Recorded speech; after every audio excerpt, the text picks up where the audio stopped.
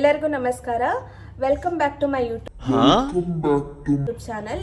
ಇವತ್ತು ನಾವು ಈವ್ನಿಂಗ್ ಸ್ನ್ಯಾಕ್ಸ್ನ ಮಾಡ್ತಾ ಇದ್ದೀವಿ. ಅದು ಏನಂದರೆ ಪಾನಿಪುರಿ. ಹೇಗೆ ಮಾಡೋದು ಅಂತ ನೋಡೋಣ. ಇಲ್ಲಿ ನಾನು ಬಟಾಣಿ ಮತ್ತು ಆಲೂಗಡ್ಡೆನ ಬೇಯಿಸೋಕೆ ಇಟ್ಟಿದ್ದೀನಿ. ನೀವು ಬಟಾಣಿನ ಓವರ್ ನೈಟ್ ನೆನೆಸಿಡ್ಬೋದು, ಅಥವಾ ನೀವು ಸಂಜೆ ಸ್ನ್ಯಾಕ್ಸ್ ಮಾಡ್ತಾಯಿದ್ರೆ ಬೆಳಗ್ಗೆನೂ ನೆನೆಸಿಡ್ಬೋದು. ಇಲ್ಲಿ ನಾವು ಹುಣಸೆ ಹಣ್ಣು ಮತ್ತು ಸ್ವಲ್ಪ ಬೆಲ್ಲ ಹಾಕಿ ಬಿಸಿ ಮಾಡಿದ್ದೀವಿ. ಇದು ಸ್ವೀಟ್ ಸಾಸ್ ಮಾಡೋಣ ಅಂತ ನಾವು ಮಾಡಿದ್ದೀವಿ. ಆಲೂಗಡ್ಡೆ ಹಾಗೆ ಬಟಾಣಿ ಏನಿದೆ ಅದು ಒಂದು 2ರಿಂದ 3 ವಿಷಿಲ್ ಬರಬೇಕಾಗತ್ತೆ, ಯಾಕಂದರೆ ಅದು ಸರಿಯಾಗಿ ಬೇಯಬೇಕು. ಈಗ ಪಾನಿ ಮಾಡೋಕ್ಕೆ ನಾವು ಒಂದು ಮಿಕ್ಸರ್ ಜಾರ್ನಲ್ಲಿ ಸ್ವಲ್ಪ ಕೊತ್ತಂಬರಿ ಸೊಪ್ಪು, ಸ್ವಲ್ಪ ಶುಂಠಿ ಹಾಗೆ 1-2 ಹಸಿಮೆಣಸನ್ನ ನಾನು ತೊಗೊಂಡಿದ್ದೀನಿ. ಮತ್ತು ಇದಕ್ಕೆ ನಾನು ಪುದೀನ ಸೊಪ್ಪನ್ನು ಹಾಕ್ತಾಯಿದ್ದೀನಿ. ಇದೆಲ್ಲನೂ ನಾನು ರುಬ್ಕೊಂಡಿದ್ದೀನಿ, ನೀವು ನೋಡ್ತಿರ್ಬೋದು. ಈಗ ನಾವೇನು ಪಾನಿ ಮಾಡೋಕ್ಕೆ ಪೇಸ್ಟ್ ಮಾಡಿರ್ತೀವಲ್ವ, ಅದಕ್ಕೆ ನಾವೀಗ ನೀರನ್ನು ಆ್ಯಡ್ ಮಾಡಬೇಕಾಗತ್ತೆ. ನಾನಿಲ್ಲಿ 1 ಲೀಟ್ರಷ್ಟು ನೀರನ್ನು ಆ್ಯಡ್ ಮಾಡ್ತಿದ್ದೀನಿ.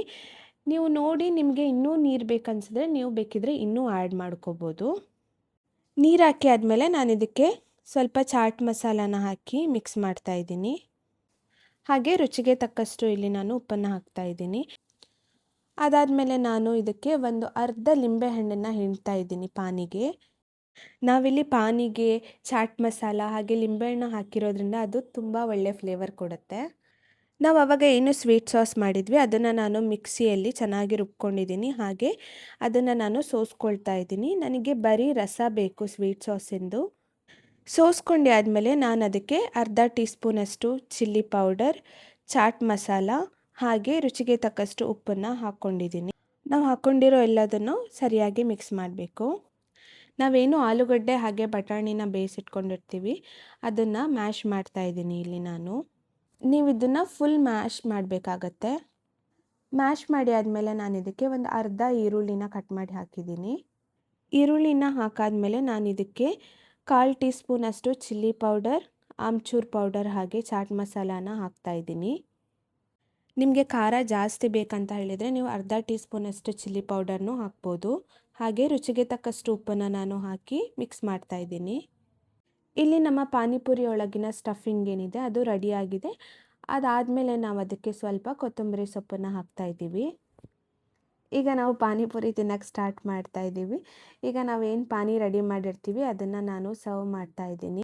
ನಾವು ರೆಡಿಮೇಡ್ ಪೂರಿ ಯೂಸ್ ಮಾಡಿದ್ವಿ, ನೀವು ಈ ಥರನೂ ಪೂರಿ ಯೂಸ್ ಮಾಡ್ಬೋದು.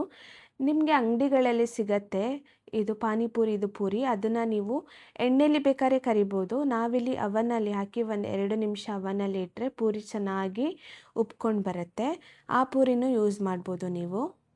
ಇಲ್ಲಿ ನಮ್ಮ ತುಂಬ ಈಸಿಯಾಗಿರೋ ಪಾನಿಪುರಿ ರೆಡಿಯಾಗಿದೆ. ನಾವಿಲ್ಲಿ ಪೂರಿ ಒಳಗೆ ಆಲೂಗಡ್ಡೆ ಹಾಗೆ ಬಟಾಣಿದು ಸ್ಟಫಿಂಗ್ ಮಾಡಿ ಇಟ್ಟಿದ್ದೀವಿ. ಹಾಗೆ ಹೋಮ್ ಮೇಡ್ ಪಾನಿನೂ ನೀವು ನೋಡ್ತಿರ್ಬೋದು. ನೀವು ಪೂರಿ ಒಳಗೆ ನಾವು ಮಾಡ್ಕೊಂಡಿರೋ ಸ್ವೀಟ್ ಸಾಸನ್ನು ಹಾಕ್ಬೋದು. ನಾವಿಲ್ಲಿ ಸ್ವೀಟ್ ಸಾಸನ್ನು ಹಾಕಿ ಪಾನಿಪುರಿನ ತಿಂತಾ ಇದ್ದೀವಿ. ಇಲ್ಲಿ ನಮ್ಮ ಪಾನಿಪುರಿ ರೆಡಿ. ನಾವೀಗ ಟೇಸ್ಟ್ ಮಾಡ್ತಾ ಇದ್ದೀವಿ, ಹಾಗೆ ಹೇಗಾಗಿದೆ ಅಂತ ಹೇಳ್ತೀವಿ.